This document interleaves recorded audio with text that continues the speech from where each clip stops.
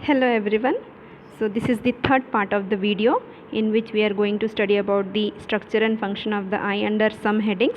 So the first topic that we are going to cover is the interior of the eye, and the second part is the optic nerve and the optic tract, and the most important is the physiology of sight. Okay, so continuing with the topic. So this is, you can see, this is the video of the interior of the eye. So there is anterior compartment is there in which the aqueous humor, and the posterior compartment is there, that is mainly the posterior compartment contains the vitreous humor. Okay, so going to deal this topic, interior of the eye. So the interior of the eye, that is the anterior segment of the eye, that is the space between the cornea and the lens, is incompletely divided into anterior and the posterior chambers by the iris, जो हमने आपको बताया था जब हम लोग uveal tract के बारे में पढ़ रहे थे. सो आपका एंटीरियर कंपार्टमेंट जो है, एंटीरियर सेगमेंट जो होता है आई का, उसको अगेन दो कंपार्टमेंट में डिवाइड करता है, एंटीरियर एंड पोस्टीरियर, और जिसके द्वारा वो डिवाइड होता है, जिसके थ्रू वो डिवाइड होता है, दैट इज़ दी आइरिस, है ना. Both chambers contain the clear aqueous fluid. दोनों जो चैम्बर होते हैं एंटीरियर सेगमेंट का, एंटीरियर एंड पोस्टीरियर दो चैम्बर है जो आपके आइरिस के कारण बना है, उन दोनों चैम्बर्स में आपका एक्वेस फ्लूइड भरा होता है, that is secreted into the posteriorly by the ciliary muscles, जो हमने पहले ही पढ़ा है पहले वाले वीडियो में कि ये आपके सिलेरी मसल्स के थ्रू क्या होता है, सिक्रीट होता है. Now there is continuous production and drainage, but the intraocular pressure remains fairly constant between 10 to 20 mm of Hg. So आपका इसका जो प्रोडक्शन है एक्वेस फ्लूइड का, वो कंटिन्यूसली होते रहता है और प्रॉपरली वो आपका ड्रेन भी होता रहता है, और आपका नॉर्मल जो आपका इंट्राओक्युलर प्रेशर है, that is 10 to 20 mm of Hg, उसको वो मेंटेन करके रखता है, कांस्टेंट रहता है.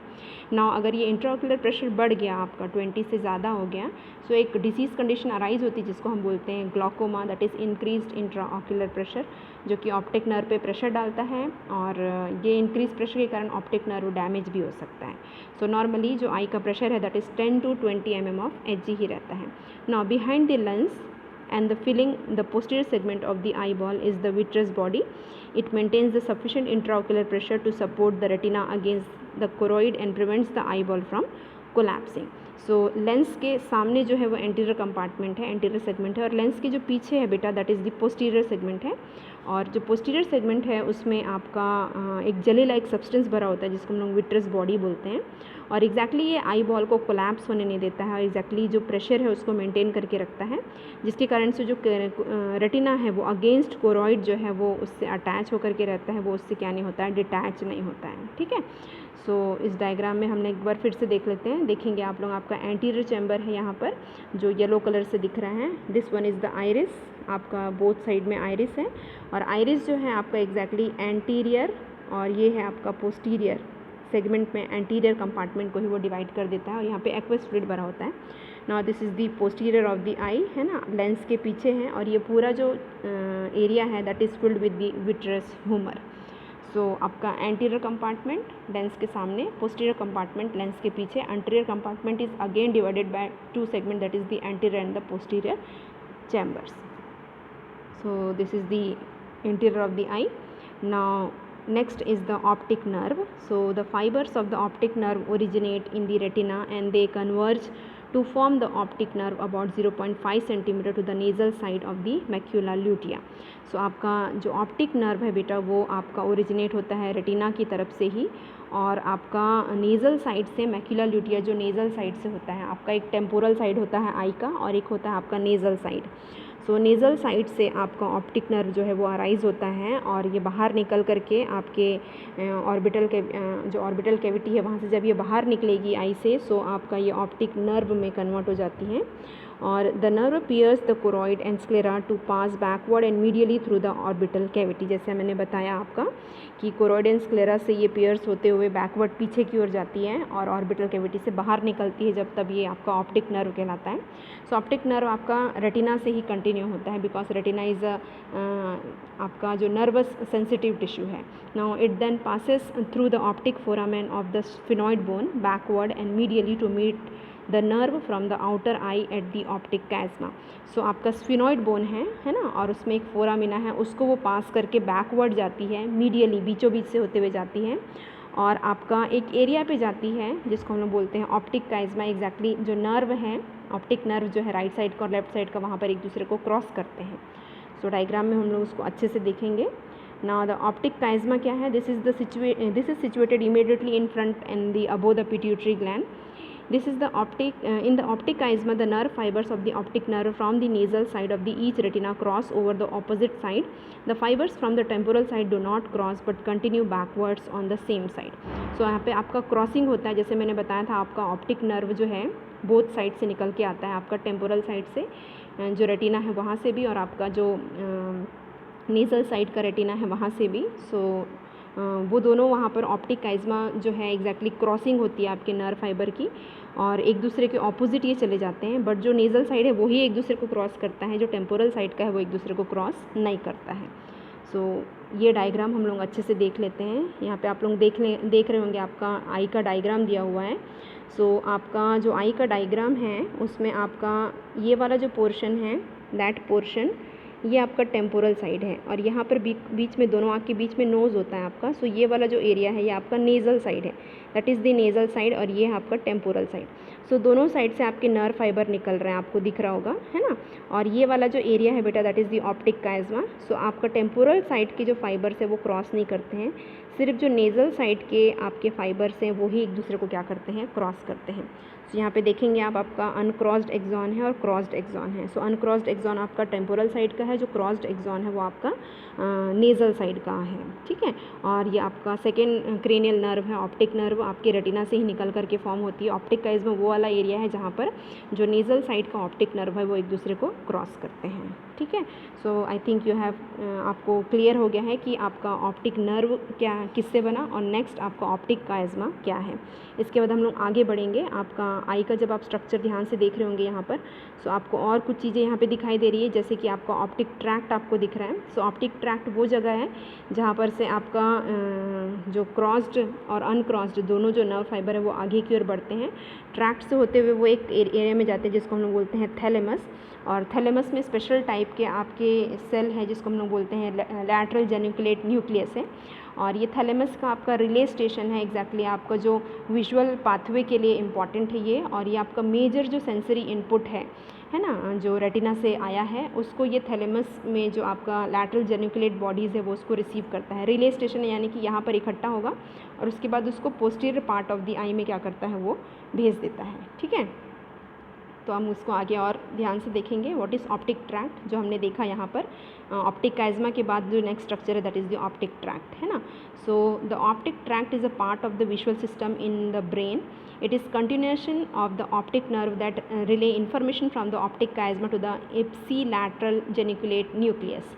सो आपका जो ऑप्टिक ट्रैक्ट है बेटा वो क्या है, एक विजुअल सिस्टम है ब्रेन का, जो आगे आपके लैटरल जेनिकुलेट जो न्यूक्लियस है वहाँ पर से निकला और आगे की ओर बढ़ रहा है ना, ऑप्टिक काइज़मा से आगे की ओर बढ़ रहा है. Now it is a continuation of the optic nerve, ये ऑप्टिक नर्व का ही कंटिन्यूएशन है. और that relay information from the optic chiasma, जो कहाँ से इन्फॉर्मेशन लेकर के आ रहा है आपके ऑप्टिक काइज़मा से, जैसे हमने डायग्राम में देखा था. नाउ ये कहाँ पर एंटर किया, आपके थैलेमस में एंटर किया, जहाँ पर आपका लैटरल जेनिकुलेट न्यूक्लियस है.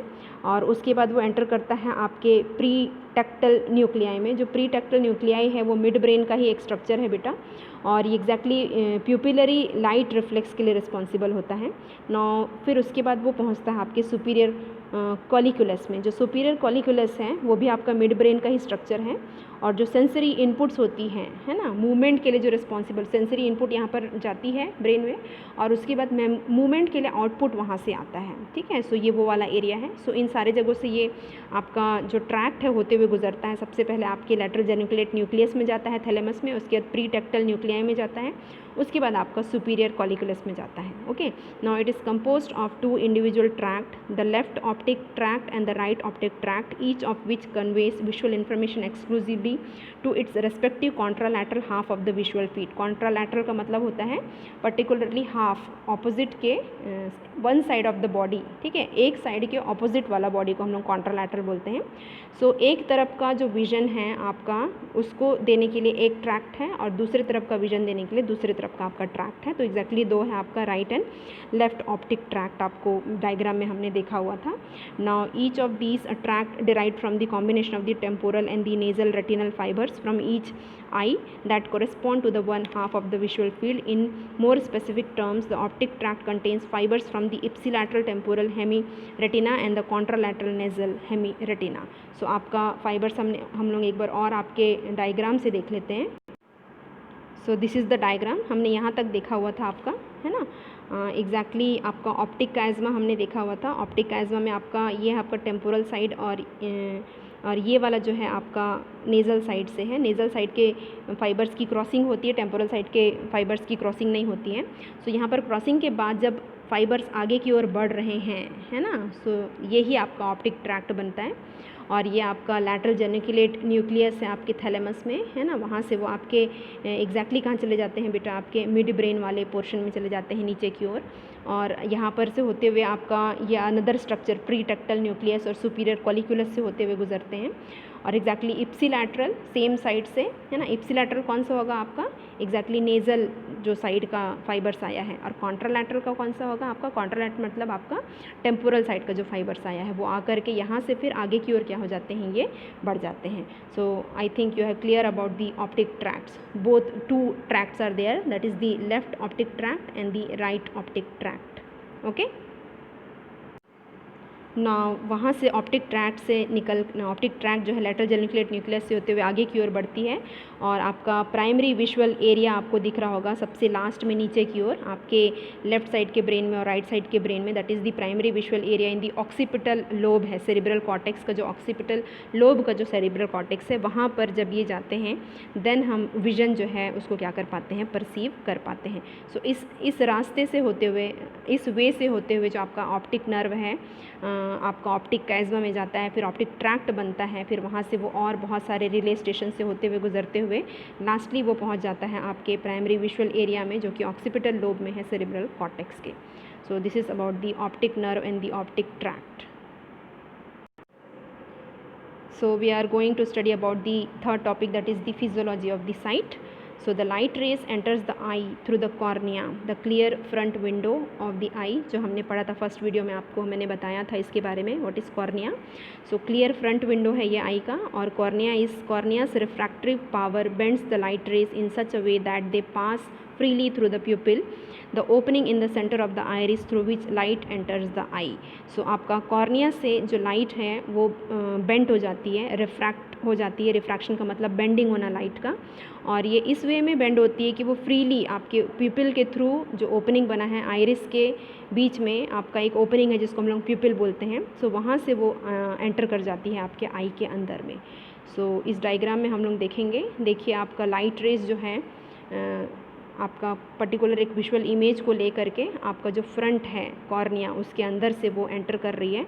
सो दिस इज़ दी कॉर्निया जो ब्लू से दिखाई दे रहा है आपको, है ना. और आपका लाइट रेस आपका कॉर्निया को टच करते ही फिर लेंस के पास बेंड होती है और उसके बाद फिर वो रेटिना पे अंदर आई में क्या होती है, एंटर कर जाती है. और उसके बाद हमारा जो विजन है ऑप्टिक नर्व के थ्रू आपके ऑक्सीपिटल लोब में जाता है. देन हम उसको क्या कर पाते हैं, पर्टिकुलर इमेज को देख पाते हैं. Okay. So this is also an image. So आप देख रहे होंगे यहाँ पर ध्यान से कि जो भी इमेज यहाँ पर बन रहा है आपके रेटिना में, है ना, वो एग्जैक्टली उल्टा बन रहा है आपके रेटिना में, है ना. सो सामने जो चीज़ है वो ऐसे सीधी रखी हुई है, बट जब वो आई से बेंड होकर के जाती है सो आपका इमेज उल्टा हो जाता है. Inverted image of the object हमको बनता है. और वैसे ही इमेज जो है फिर आपका ब्रेन में जाता है, ऑप्टिक काइज़्मा से सब क्रॉसिंग होती है और ब्रेन में जाता है. देन हम उस पर्टिकुलर इमेज को देख पाते हैं. ठीक है. Now this is also one another example जो आपका स्नेल चार्ट बना हुआ है यहाँ पर, है ना. सो स्नेल चार्ट का भी आपका उल्टा इमेज जो है posterior part of the retina में बनता है. और ऑप्टिक नर्व जो है इस इमेज को, लाइट रेस को रिसीव करते हैं, इस स्टिमुलाई को रिसीव करते हैं और आपके ऑप्टिक ट्रैक्ट से होते हुए, ऑप्टिक काइज़्मा से होते हुए आपके ब्रेन के पोस्टीरियर पार्ट में ले करके जाता है इसको. ठीक है. Now the iris has the ability to enlarge and shrink depending on how much light is entering the eye. So iris का एबिलिटी होता है, हमने पढ़ा था कि इसमें radiating and circular muscle fibres होते हैं. सो इसमें एबिलिटी होती है कि ये श्रिंक हो जाते हैं और आपके एनलार्ज भी हो जाते हैं. कितना लाइट रेस अंदर एंटर कर रहा है, ज़्यादा लाइट रेस अंदर एंटर करता है तो प्यूपिल्स जो होते हैं वो क्या हो जाते हैं, आपके कॉन्स्ट्रिक्ट हो जाते हैं. और जब कम लाइट रेस एंटर होती है सो आपका उसको अच्छे से देखने के लिए जो प्यूपिल है वो क्या हो जाते हैं, आपके एनलार्ज, डायलेट हो जाते हैं. सो आप इसको टॉर्च आपके आँख के सामने ला करके और दूर ले जा करके भी आप उसको देख सकते हैं कि कैसे प्यूपिल जो है वो श्रिंक होता है और एनलार्ज होता है। After passing through the iris, the light rays pass through the eye's natural crystalline lens, shortening and lengthening its width in order to focus light rays properly. Now जैसे ही आपका कॉर्निया से अंदर चला गया है लाइट रेज जो है वो कहाँ पर गया, आपके लेंस में गया। लेंस के बाद वो एंटर करता है आपके किस में बेटा, एग्जैक्टली कॉर्निया से आपके किस में चला गया है, प्यूपिल से होते हुए कहाँ पर चला गया, लेंस में चला गया। और ये जो लेंस है आपका क्रिस्टलाइन लेंस है, और ये भी आपका लाइट रेस कितना है उसके अकॉर्डिंग ये शॉर्ट और शॉर्टनिंग होती है इसकी, लेंथनिंग होती है इसकी, ताकि लाइट रेस को प्रॉपरली आपके रेटिना पे ये फोकस कर सके। Now light rays pass through a dense transparent gel like substance called the vitreous that fills the globe of the eye and helps the eye hold its spherical shape. So आपका जो light rays है then आपके lens से होते हुए जो jelly like substance भरा हुआ है पोस्टीरियर चैम्बर में, विट्रस बॉडी, उसको क्रॉस करता है। ठीक है, so the light rays come to a sharp focusing point on the retina. It is responsible for the capturing all the light rays, processing them into the light impulses through millions of tiny nerve endings, then sending these light impulses through over a million nerve fibers to the optic nerve. So light rays now अब आपकी vitreous body से होते हुए कहाँ पर चले जाती है, डायरेक्टली रेटिना पे पड़ती है, और रेटिना जो है एग्जैक्टली कैप्चर कर लेता है इन लाइट रेस को बेटा, और आपका उसको प्रोसेस करता है ना। इम्पल्सेस जो है आपका जो लाइट रेस है उसको आपके इलेक्ट्रिकल इम्पल्सेस में आपके रॉड्स एंड कोन्स जो है उसको प्रोसेस करते हैं, और उसके बाद वो आपके इस इम्पल्स को आपके ऑप्टिक नर्व के थ्रू ब्रेन में क्या कर देते हैं, भेज देते हैं। यहाँ पे मिलियंस में आपके नर्व फाइबर्स प्रेजेंट होते हैं जो कि आपके ऑप्टिक नर्व का फॉर्मेशन करते हैं। Now the retina receives the image that the cornea focuses through the eye's internal lens and transforms this image into the electrical impulses that are carried by the optic nerve to the brain. So मैंने बताया आपको, सबसे पहले आपका cornea में आया, cornea से वो चला गया आपके प्यूपिल से होते हुए लेंस में, लेंस से विट्रस बॉडी में गया, और विट्रस बॉडी से जो लाइट रेज है वो कहाँ पर पड़ा, आपके रेटिना में पड़ा। रेटिना ने इस इम्पल्स को रिसीव किया। नाउ ये इम्पल्स जो है वो ट्रांसफॉर्म होता है और आपका इलेक्ट्रिकल इम्पल्स में ये कन्वर्ट हो जाता है, और उस इलेक्ट्रिकल इम्पल्स को फिर ऑप्टिक नर्व कैरी करता है आपके ऑप्टिक ट्रैक्ट के थ्रू, और आपके ब्रेन के पोस्टीरियर पार्ट में जब ये इमेज को लेकर के जाता है then only we can able to see the image. हम उसके बाद ही इमेज को क्या कर पाते हैं, देख पाते हैं। सो क्लियर है मेरे ख्याल से फिजियोलॉजी ऑफ द आई। सो इस डायग्राम में एक बार और देख लेते हैं कहाँ कहाँ से होकर के आपकी लाइट रेज गुजर रही हैं। सबसे पहला आपका कॉर्निया से वो प्यूपिल्स को क्रॉस करते हुए लेंस में गया, फिर विट्रस बॉडी, देन रेटिना पे पड़ा। रेटिना में से आपने उस इम्पल्स को रिसीव कर लिया, और उसके बाद लाइट रेस जो है उसके बाद आपका ऑप्टिक नर्व जो है बन जाता है, फॉर्म हो जाता है, और ये light rays optic nerve carry करता है ब्रेन की ओर। सो आपका ऑप्टिक काइज़मा है, देन ऑप्टिक ट्रैक्ट है, थैलेमस में आपका लैटरल जेनिकुलेट न्यूक्लियस है, रिले स्टेशन है, प्रीटेक्टल न्यूक्लियस, नाउ सुपीरियर कैलिकुलस से होते हुए आपके posterior part of the brain में वो पहुंच जाता है, और सेरेब्रल कॉर्टेक्स में है आपका ऑक्सीपिटल लोब के, वहाँ पर हम प्राइमरी विजुअल एरिया है जहाँ पर जब लाइट रेस पहुँचती है, जो स्टिमुलाई जब वहाँ पहुँचता है उसके बाद हमको वो इमेज क्या होती है फिर दिखाई देती है। Now our next topic is accommodation. So this is also under the physiology of the sight. Now the accommodation reflex is a reflex action of the eye in response to focusing on a near object then looking at distant object. So accommodation एक reflex है, एक reflex action है आई का, जो आपके किसके response में focus होता है, near object then looking at distance object and vice versa. जब हम पास की चीज़ों को देखते हैं या तो फिर जब हम कब देखते हैं, दूर की चीज़ों को देखते हैं। ठीक है, पास की चीज़ों को देख करके दूर की चीज़ों को देखना, और दूर की चीज़ों को देख करके पास की चीज़ों को देखना, या वाइस वर्सा, है ना। So comprising coordinated changes in the vergence lens shape and the pupil size, that is called the accommodation. So जब हम दूर की चीज़ों को देख करके फिर पास की चीज़ों को देखते हैं, और पास की चीज़ों को देख करके हम दूर की चीज़ों को देखते हैं, देन इस टाइम पे आपका जो लेंस है उसको साइज़ को क्या करना पड़ता है, चेंज होना पड़ता है, थिन और थिक होता है। पास की चीज़ों को देखने के लिए उतना ज़्यादा आपको स्ट्रेन नहीं करना पड़ता, पर जब आप दूर की चीज़ों को देखते हैं तब आपको थोड़ा सा ज़्यादा स्ट्रेन करना पड़ता है ताकि आप उसको क्लियरली क्या कर सकें, देख सकें। ऑन दैट टाइम जब आपका जो लेंस है या जो आई है उस पर्टिकुलर चीज़ को देखने के लिए जब एडजस्ट हो रहा है, वही कंडीशन जो है वो क्या कहलाती है, आपकी accommodation कहलाती है. So the accommodation is the process by which the eye changes optical power to maintain a clear image or focus on an object as its distance varies. So accommodation क्या है, एक प्रोसेस है बेटा जिसके through आई का जो optical power है वो चेंज होता है और मेंटेन करता है ताकि आपको क्लियर इमेज जो है आप देख सकें, आप पर्टिकुलर ऑब्जेक्ट को फोकस कर सकें जब उसका जो दूरी है, चाहे वो पास हो चाहे वो दूर हो, वैरी कर रहा है. आपका पास हो रहा है, कभी कभी दूर हो रहा है ना. हम लोग ऐसा है हमेशा नहीं कि हमेशा हम लोग पास की चीज़ों को देखते हैं या हमेशा हम लोग दूर की चीज़ों को देखते हैं. ठीक है. सो आपका दूर की चीज़ों को देखने के लिए और पास की चीज़ों को देखने